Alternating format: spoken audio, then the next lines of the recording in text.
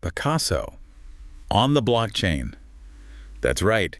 Get ready for a wild one, folks, because today's deep dive is all about Artrade. Yeah, it's a fascinating concept for sure. Artrade, a platform where, well, you can actually own a piece of a Picasso. Hmm. But before we get into the nitty-gritty, let's make sure everyone's on the same page.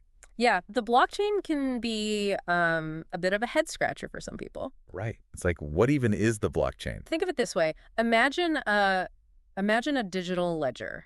Okay. Yeah, a digital ledger. And it's like copied on a bunch of different computers all over the world. Gotcha. So it's not just stored in one place. Exactly. And every transaction, every single one gets recorded on this ledger. So it's like a super secure public record of every transaction. Exactly. And the best part is once something's on the blockchain, it's virtually tamper-proof. It's like incredibly secure and transparent. Okay, so how does Artrade use this tech to like put a Picasso on the blockchain? It's all about something called tokenization. Tokenization. Okay, break that down for me. So they take a physical artwork, in this case, an original Picasso, and they divide ownership of that artwork into these digital tokens.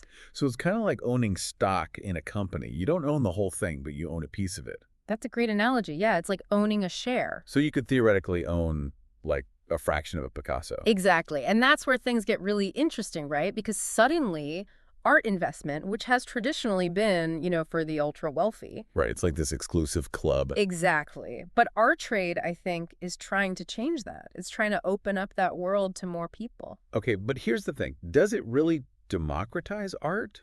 Or is it just a new way to speculate? That's the million-dollar question, isn't it? Right. I mean, on the one hand, it definitely lowers the barrier to entry for art investment.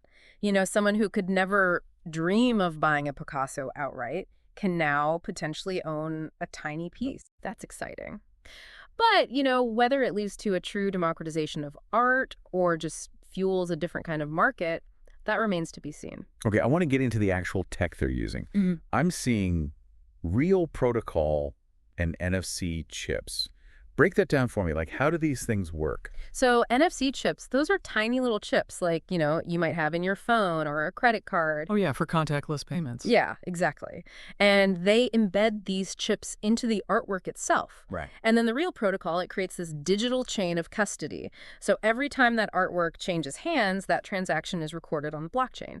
And it's linked to that specific NFC chip. So it's like a foolproof way to track the artwork's history and ownership. Like, no one can fake it. Well, no system is 100% foolproof. Right. But this makes it incredibly difficult. I mean, you'd have to tamper with the physical artwork and the digital record on the blockchain. So it's pretty darn secure. Yes, it's very secure. And that's, super important when we're talking about something as valuable as art.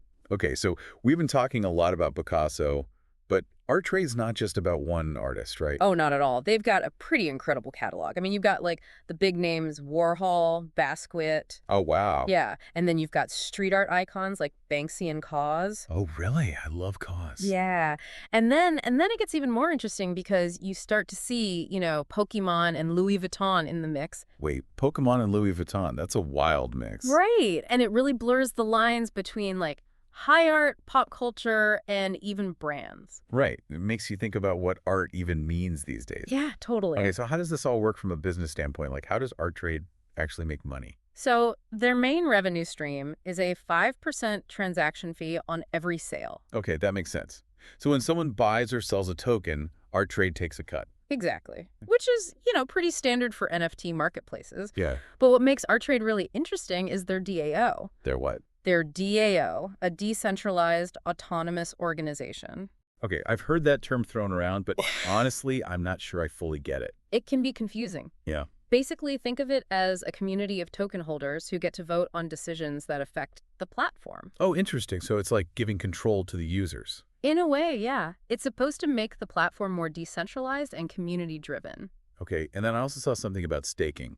That's another one that always throws me off. Yeah, so staking is, think of it like putting your tokens into a special savings account. Okay. You lock up your ATR tokens, and in return, you can earn rewards and potentially even get more voting power in the DAO. So it's like a way to incentivize people to hold onto their tokens and participate in the platform. Exactly, and it's become a really popular feature in the crypto world. Okay, so it seems like Artrade's really emphasizing community involvement. But wouldn't a DAO be vulnerable to, like, internet drama? You mean like governance attacks and whales manipulating things? Yeah, exactly. Like, how do they prevent that? It's a valid concern, and honestly, it's something that all DAOs are trying to figure out. Makes sense. But Artrade has implemented a bunch of security measures and governance mechanisms to try to keep things fair. And, they're constantly refining those as the whole space evolves. Well, they seem to be doing something right. I mean, 6,000 users, $180 million market cap. Yeah, that's pretty impressive, especially considering they've only been around for a few years. Exactly. I mean, is this like the future of art? It's hard to say for sure, but it definitely suggests that something big is happening.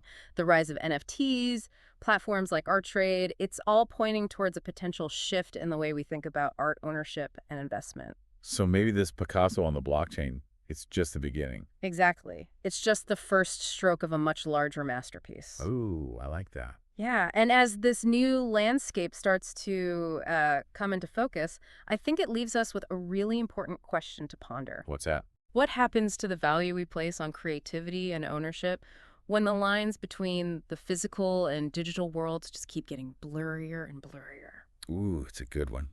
Something to think about for sure. Well, folks, there you have it. Our deep dive into Artrade, the platform that's putting Picasso on the blockchain. I don't know about you, but my mind is officially blind. Yeah, it's exciting stuff. Until next time, keep exploring the wild world of art and tech. You never know what you might discover.